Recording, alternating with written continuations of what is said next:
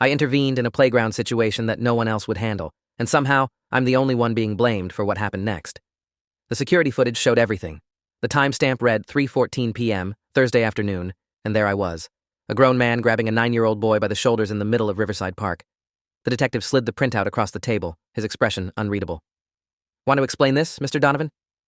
I stared at the grainy image, my stomach turning to ice. Because what the footage didn't show was the 12 seconds before that moment. What it didn't show was why.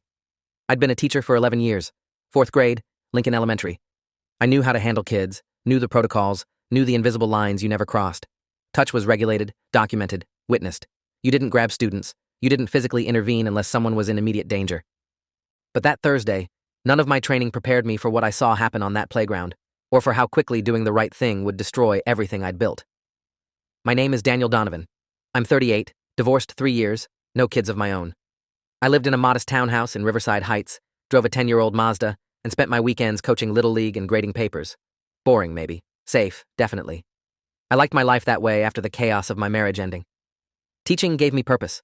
The kids gave me hope. I was good at my job. Parent-teacher conferences were always positive. My classroom management was solid, and I'd won Teacher of the Year twice. I thought that would matter.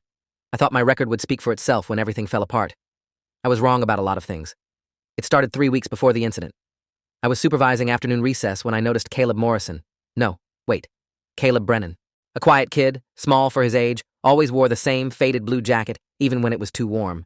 He was sitting alone near the fence line while the other kids played kickball. Nothing unusual. Caleb was always alone. But what caught my attention was the woman watching him through the chain-link fence. Mid-30s, blonde hair pulled back, wearing expensive athleisure that didn't match the neighborhood. She stood there for maybe 5 minutes, phone to her ear, eyes locked on Caleb. When she noticed me watching her, she walked away quickly. Probably just a parent, I told myself, but something felt off. The way she'd been staring, the intensity of it. I made a mental note and kept watching Caleb more closely over the next few days. He seemed fine, withdrawn, sure, but not distressed. I'd seen him interact briefly with his father during pickup, a tired-looking man in construction gear who always seemed in a hurry. Nothing raised red flags. I let it go. First mistake. First.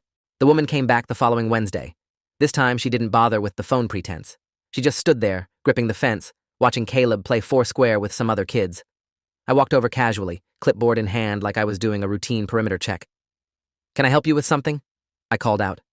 She startled, her knuckles white on the metal links. "Just watching," she said, her voice shaky. "My nephew goes here." She pointed vaguely toward the building and hurried off before I could ask which nephew. I reported it to Principal Gregory Ashford that afternoon. He was a bureaucrat first, educator second, all policies and paperwork and liability concerns. "Did she threaten anyone?" he asked. "No, but ow." "Then there's nothing to document. Probably a concerned relative. Let me know if she comes back." She came back the next day, and the day after that. Always during afternoon recess. Always watching Caleb. On Friday, I approached Caleb directly. "Hey buddy, do you know that lady who's been standing by the fence?" He looked up at me with those big, anxious eyes and shook his head. "Never seen her before, Mr. Donovan." The fear in his voice was real. I reported it again. Ashford sighed like I was wasting his time. "I'll have the office call the police for extra patrols. That's all we can do without a specific threat." He made the call while I was standing there, put on his concerned administrator voice, got transferred twice, left a message that was never returned. The patrols never materialized. The woman kept coming back. I started documenting everything myself. Photos through my classroom window, timestamps, descriptions. I felt paranoid, like I was overreacting. Maybe she was harmless. Maybe I was seeing danger where there wasn't any. But my gut wouldn't let it go, and 11 years of teaching had taught me to trust that instinct. Kids didn't lie with their body language, and Caleb's body language screamed that something was very, very wrong. He'd started flinching when anyone approached from behind.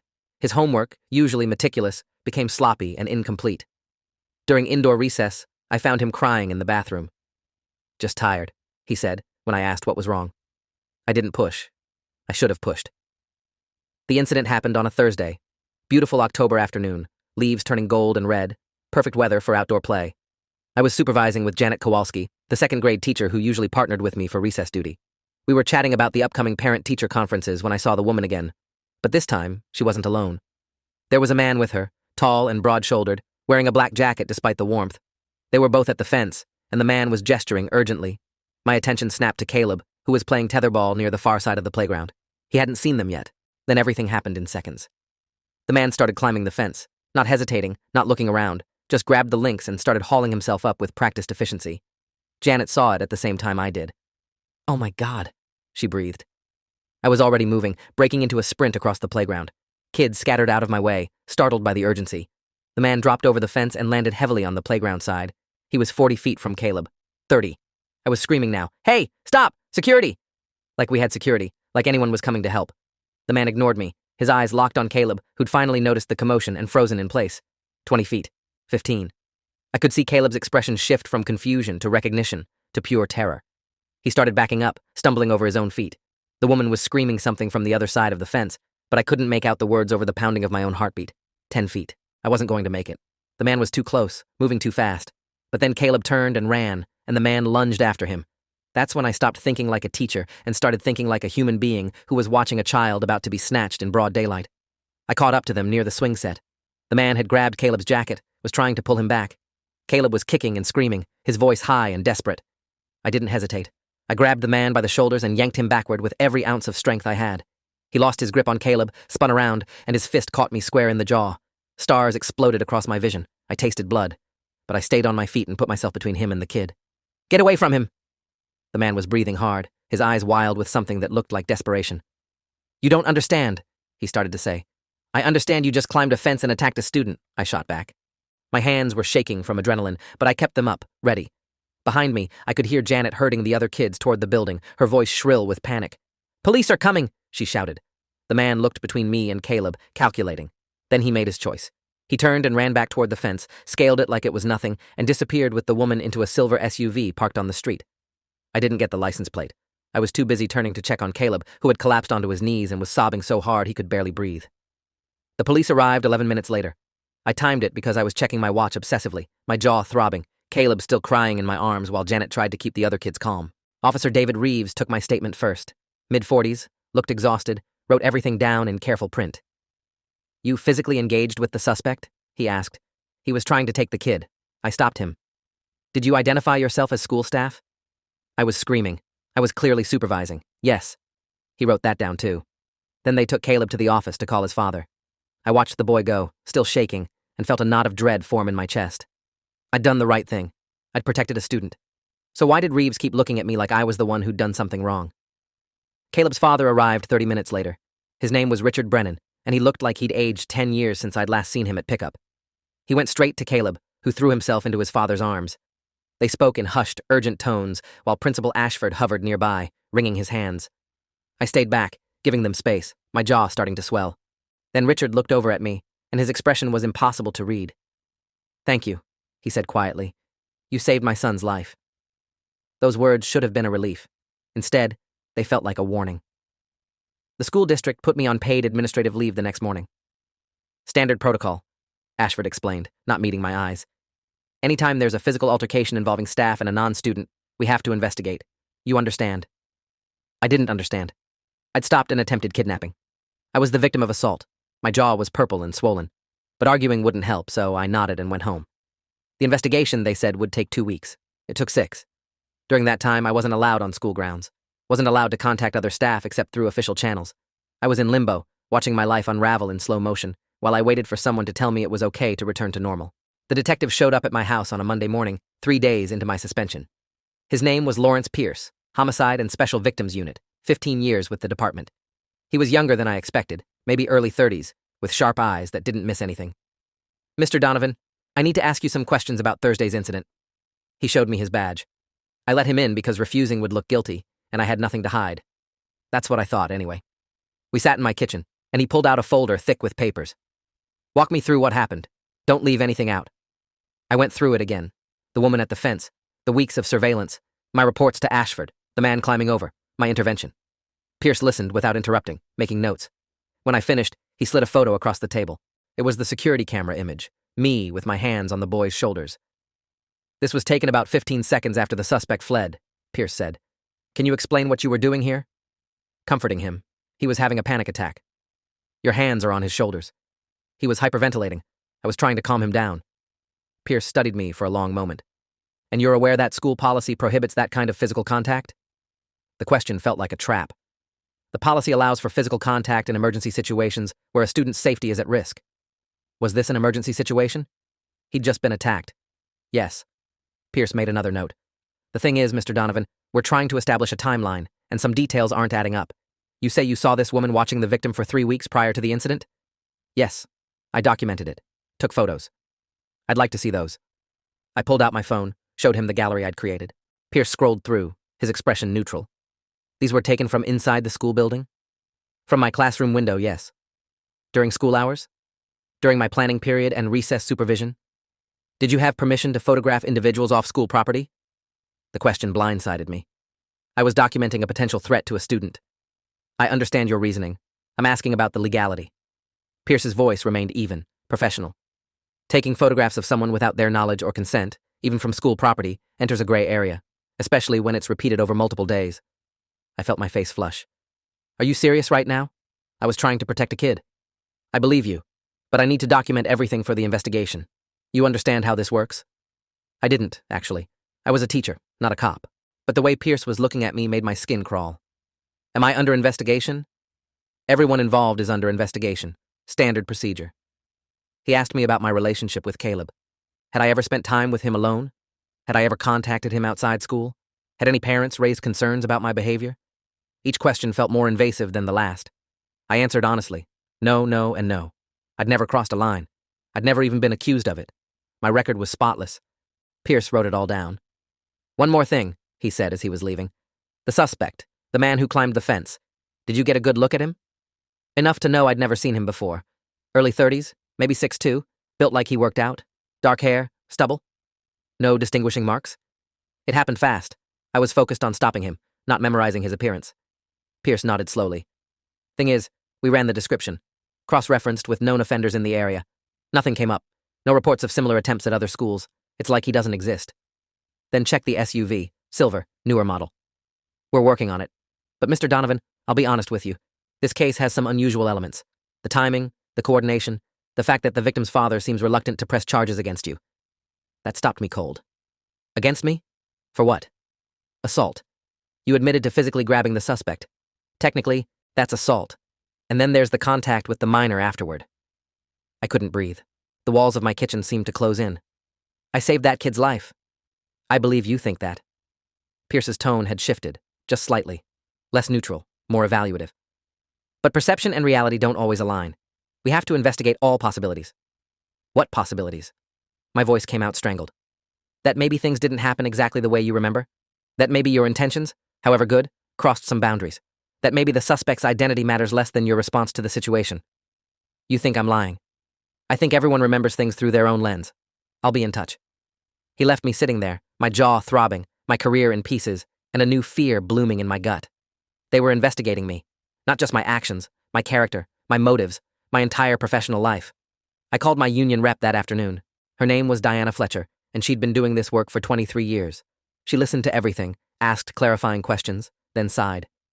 Daniel, I'm going to be straight with you. You did the right thing in the moment, but you also created massive liability for the district. The photos, the physical intervention, the aftermath, every step opens you up to potential claims. Claims from who? I'm the victim here. From the district, from the parents, potentially from the suspect if they ever identify him and he claims you used excessive force. This is insane. This is reality. School districts are terrified of lawsuits. They'll throw anyone under the bus to protect themselves. We need to build your defense now. Diana spent 2 hours on the phone with me, documenting everything, advising me not to speak to anyone without her present. She requested copies of all internal communications, security footage, witness statements. The good news is, you have Janet Kowalski as a witness. She'll corroborate your version of events. The bad news is, Principal Ashford is already trying to distance the school from the incident. His initial report to the district doesn't mention your repeated warnings about the woman. It makes it look like you overreacted to a one-time occurrence. I felt sick. He's covering his own ass. Obviously, which means we need documentation proving otherwise. Do you have copies of the emails you sent him? I didn't email. I told him in person. Then it's your word against his. Diana's frustration bled through the phone. Daniel, please tell me you kept some kind of record. I hadn't. I'd trusted the system. I'd trusted that doing the right thing and following the chain of command would be enough. I'd been naive. What do I do now? You cooperate fully with the police investigation. You don't talk to reporters. You don't post about this online. And you pray that Richard Brennan stays in your corner, because right now his testimony is the only thing standing between you and serious legal trouble. Richard called me that night. His voice was rough, exhausted. Mr. Donovan, I need to tell you something. My heart sank. Okay. The police asked me if I wanted to press charges against you for making contact with Caleb after the incident. I told them no. I told them you're a hero. The relief that flooded through me was almost painful. Thank you. Don't thank me yet. There's more you need to know.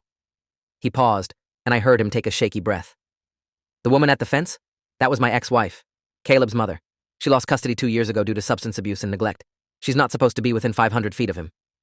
Everything clicked into place with horrible clarity. The man with her? Her boyfriend. Name's Kyle Thornton. He's got a record: assault, domestic violence, drug possession. She violated the restraining order, and now she's facing serious charges. But her lawyer is claiming that you traumatized Caleb by using excessive force, and they're trying to use that to argue for reduced charges against her. They're making you the villain to save her skin. My hands were shaking again. Can they do that? They can try. My lawyer says it's a weak argument, but they're desperate. Mr. Donovan, I'm sorry you got dragged into this. You did everything right, but my ex is trying to destroy you to avoid prison time. We talked for another 30 minutes. Richard explained the custody battle, the restraining order, the previous violations that had gone unpunished because his ex always had an excuse, always managed to talk her way out of consequences. I should have warned the school, he said. I thought the restraining order would be enough. I never imagined she'd try something this brazen. How's Caleb? Nightmares. He won't sleep alone. The therapist says it'll take time. Richard's voice cracked. But he's safe. Because of you. Whatever happens, don't forget that. The hearing was scheduled for 3 weeks later. School board review of my administrative leave, with potential termination on the table. Diana prepared me like I was going to trial. We gathered statements, organized evidence, built a timeline. Janet Kowalski provided a sworn affidavit supporting my account. Officer Reeves submitted his incident report, which was factual and thorough. But Principal Ashford's report painted a different picture, one where I'd acted rashly, violated protocol, and created liability for the district. Reading it felt like being punched in the stomach all over again. The night before the hearing, I couldn't sleep. I kept replaying the incident in my mind, questioning every choice. Should I have waited for the police? Should I have just blocked the man instead of grabbing him? Should I have never put my hands on Caleb afterward, even to comfort him? Every scenario I ran ended the same way, with me in this impossible position, punished for protecting a child. At 3 a.m., I got up and made coffee, sat at my kitchen table, and wrote down everything I wanted to say. Not the careful, lawyer-approved version Diana had prepared. The truth, raw and unfiltered. The hearing room was smaller than I expected. Long conference table, uncomfortable chairs, fluorescent lights that made everyone look slightly ill. The board members sat on one side, 5 people I'd never met, all looking stern and uncomfortable. Principal Ashford sat at the far end, avoiding eye contact. Diana sat beside me, her briefcase full of evidence. Remember, she whispered, stick to the facts. Don't get emotional. Don't engage with attacks on your character. I nodded, but I could already feel my composure slipping. This was my life, my career, my reputation. How could I not be emotional? The board chair, a woman named Margaret Livingston with silver hair and reading glasses on a chain, called the hearing to order. We're here to review the administrative leave of Daniel Donovan and determine whether his actions on the afternoon of October 19th constitute grounds for disciplinary action up to and including termination. Mr. Donovan, you have a right to representation and a right to present evidence on your behalf. Do you understand? I do. My voice sounded steady. Small mercy. Principal Ashford, please present the district's findings. Ashford cleared his throat and opened his folder. For 20 minutes, he detailed every policy I'd allegedly violated. Inappropriate physical contact with a student, failure to properly escalate security concerns, engaging with a non-student in a physical altercation, taking unauthorized photographs. Each charge felt like a nail in my coffin, especially the way Ashford presented them, clinically, without context, making me sound reckless at best and predatory at worst. When he finished, Margaret turned to me. Mr. Donovan, you'll have an opportunity to respond. But first, are there any questions from the board? One of the members, a man named Thomas Greenfield, who looked like he'd rather be anywhere else, raised his hand. Principal Ashford, in your report, you mentioned that Mr. Donovan made verbal complaints about suspicious activity at the school. Can you elaborate on how those complaints were handled? Ashford shifted uncomfortably. Mr. Donovan mentioned seeing an individual near the fence on several occasions. I advised him to document any specific threats and informed local police of the concern. But no formal report was filed? We receive many concerns from staff. Not all rise to the level of formal documentation. Even when they're repeated multiple times over 3 weeks? Diana interjected smoothly. Ashford's face reddened. I used my professional judgment. Another board member, a younger woman named Lisa Chen, different name, Lisa Vaughn. She leaned forward, her expression skeptical. Mr. Donovan, I'd like to understand your decision-making process. When you saw the individual climbing the fence, why didn't you call for backup instead of engaging directly? I'd prepared for this question. There wasn't time. The individual was moving toward the student, who was showing clear signs of distress and recognition. Waiting even 60 seconds would have allowed the individual to reach the child. My priority was preventing an abduction. But by engaging physically, you put yourself and potentially other students at risk. I assessed the situation and acted according to my training for emergency scenarios. Your training includes physically restraining adults? Vaughn's tone had sharpened. Diana cut in before I could respond. If I may, the district's own emergency protocols state that staff are authorized to use reasonable force to protect students from imminent harm. The suspect had already breached school perimeters, demonstrated clear intent to access a specific minor, and physically grabbed that minor. Mr. Donovan's response was proportional and appropriate given the circumstances. The suspect also assaulted Mr. Donovan, Margaret noted, glancing at the medical report Diana had submitted. Yes, and yet Mr. Donovan is the one facing termination. Diana let that hang in the air. The board members exchanged glances. Ashford looked like he wanted to sink through the floor. The hearing continued for 2 more hours. We presented Janet's affidavit, Officer Reeves's incident report, photos of my injuries, the restraining order against Caleb's mother, documentation of her prior violations, a letter from Richard Brennan stating unequivocally that I'd saved his son. Each piece of evidence chipped away at the district's narrative, but I could see it wasn't enough. The board members kept circling back to the policies I'd violated, the liability I'd created, the precedent it would set if they excused my actions. They weren't thinking about justice. They were thinking about lawsuits and insurance premiums and protecting the district's reputation. Finally, Margaret called for a recess. We'll deliberate and reconvene in 30 minutes with our decision. Diana and I waited in the hallway. She tried to be encouraging, but I could see the doubt in her eyes. Even if they reinstate you, this will follow you. Parents will question having you in the classroom. Other schools will see the black mark. You need to prepare for that reality. I nodded numbly. I'd already been preparing. I'd started looking at jobs outside education, tutoring positions, private sector work, anything that didn't involve background checks that would flag a termination. Teaching was all I knew, all I'd ever wanted to do, and it was being taken from me for doing the right thing. When we reconvened, Margaret's expression was carefully neutral. The board has reached a decision. Mr. Donovan, your actions on October 19th, while well-intentioned, violated multiple district policies regarding physical contact and protocol escalation. However, given the extraordinary circumstances, the verified threat to a student, the lack of adequate security response, and the clear documentation of your repeated attempts to address the situation through proper channels, we find that termination is not warranted. Relief and dread warred in my chest. You will be issued a formal reprimand, which will remain in your personnel file. You will complete additional training on emergency protocols and appropriate physical boundaries. You will be reassigned from Lincoln Elementary to a position to be determined, and you will remain on probationary status for the next academic year. Reassigned.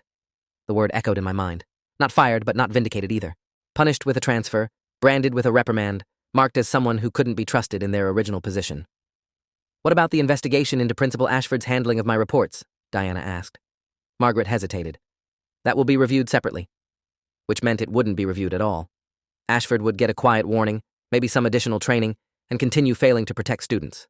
The system protected itself, as always. I stood up, thanked the board mechanically, and walked out. I should have felt grateful. I still had a job, but all I felt was hollow. The media found out 2 days later. Local news ran a story. Teacher disciplined after playground altercation.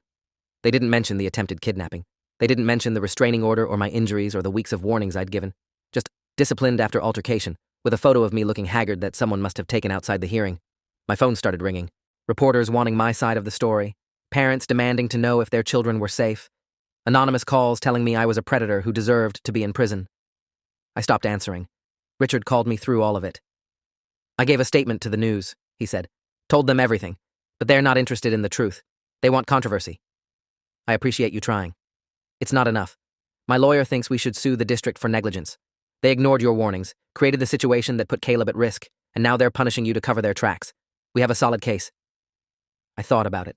Thought about dragging this out for months or years, reliving the trauma, making myself unemployable. I just want to move on. I understand, but if you change your mind, the offer stands. The reassignment came through in November. Middle school mathematics, a subject I wasn't certified to teach but could manage with additional coursework. Different district, 40-minute commute, starting after winter break. The principal there, a woman named Vanessa Wright with 28 years in education, interviewed me personally. I've read your file, she said. All of it, not just the district's sanitized version. You did the right thing in an impossible situation, and you got punished for it. That tells me you're exactly the kind of teacher I want in my building. Someone who puts kids first, even when it costs them. Her words cracked something open inside me. I hadn't cried through any of this. Not during the investigation, not during the hearing, not during the media circus. But sitting in Vanessa's office, being seen and believed, I felt tears burn behind my eyes. Thank you, I managed. Don't thank me yet. Middle school is brutal, and you're coming in mid-year. The kids will test you. The parents will judge you. And somewhere in the back of their minds, they'll all have questions about why you were reassigned. You'll have to prove yourself all over again. I know. But you're not alone. My staff knows your story. They'll have your back. And if anyone gives you trouble for doing the right thing, they'll answer to me. Vanessa smiled, fierce and protective. Welcome to Jefferson Middle School, Mr. Donovan. I started on January 8th. The first day was exactly as brutal as Vanessa had warned. The students smelled blood in the water. A new teacher mid-year meant vulnerability. They talked over me, ignored assignments, tested every boundary. I held firm, used every classroom management trick I'd learned in 11 years. By the end of the first week, I'd sent 3 kids to the office, called a dozen parents, and stayed up until midnight every night planning lessons for subjects I barely remembered from college. It was exhausting. It was humiliating. It was necessary. By February, something shifted. The students started to realize I wasn't going anywhere, that I held high standards but was fair, that I actually cared about whether they learned. A few of the more perceptive ones asked why I'd transferred mid-year. I gave them the sanitized version. I had a situation at my previous school where I had to make a hard choice. I'd make the same choice again. One girl, a sharp-eyed 8th grader named Mira, studied me for a long moment. You helped somebody, didn't you? And got in trouble for it. Something like that. She nodded slowly. That's messed up, but it's cool you didn't back down. Word spread. The teacher who got punished for doing the right thing. It gave me a certain credibility with the kids, proof that I practiced what I preached about integrity and courage. The legal fallout finally resolved in March. Caleb's mother pleaded guilty to violating the restraining order, attempted abduction, and child endangerment. She got 3 years in prison, which felt simultaneously like too much and not nearly enough. Kyle Thornton, her boyfriend, took a plea deal for reduced charges in exchange for testifying against her. He got 18 months. Neither of them showed remorse. At the sentencing hearing, which I attended as a witness, Caleb's mother stood up and pointed at me. That man traumatized my son, she screamed. He's the one who should be in jail. The judge gavelled her down. Ms. Brennan, you violated a court order and put your child in danger. Mr. Donovan protected him. Your sentence stands. Detective Pierce caught me outside the courthouse. I owe you an apology, he said. My investigation focused too much on you and not enough on the real perpetrators. I should have trusted your instincts from the start. You were doing your job. I was protecting my ass. There's a difference. Pierce looked older than he had during our first interview, more tired. For what it's worth, your actions that day prevented something that happens too often, a non-custodial parent successfully abducting a child. Statistically, those cases rarely end well. You saved that kid's life, regardless of what the school board says. I ran into Caleb and his father at a park in May. It was a Saturday, warm and sunny, and I was there alone reading a book. Caleb saw me first. He froze, and for a horrible moment I thought he'd run. But then he walked over slowly, Richard trailing behind. Hi, Mr. Donovan. Hi, Caleb. How are you? Better. I'm in therapy. Dad says I'm doing really good. He looked healthier than I remembered, less haunted, more present. I'm glad to hear that. Caleb shifted his weight from foot to foot. I wanted to say thank you for what you did. Dad explained everything. You got in trouble because of me. No. I knelt down so we were eye level. I got in trouble because adults make stupid decisions sometimes. You didn't do anything wrong. You were a brave kid who survived something scary, and I'm proud of you for getting help and doing the work to heal. Caleb nodded seriously. Then, before I could react, he hugged me. Quick and fierce. You're a good teacher, he whispered. He pulled back and ran off toward the playground. Richard extended his hand. He's been asking to see you. His therapist said it might help with closure. I'm glad I could help. You did more than help. You gave us our lives back. Richard's voice was thick with emotion. I know the district screwed you over. I know it's not fair. But you should know. You made a difference. The kind that matters. Jefferson Middle School asked me to stay on permanently. Vanessa Wright made the offer in June, end-of-year review. You've earned it. The students respect you, the parents trust you, and your test scores are solid despite the challenging circumstances. I'd be honored to have you on staff next year. Full certification support, curriculum of your choice, and a 3-year contract. I accepted. Not because middle school math was my passion, but because Vanessa had given me something the district never had, trust. A chance to prove myself. A community that valued doing the right thing over covering ass. I still think about that Thursday afternoon sometimes. About the split-second decision that cost me my classroom, my reputation, and 2 years of my life. About whether I'd make the same choice knowing what I know now. The answer is yes. Because teaching isn't just about curriculum and test scores.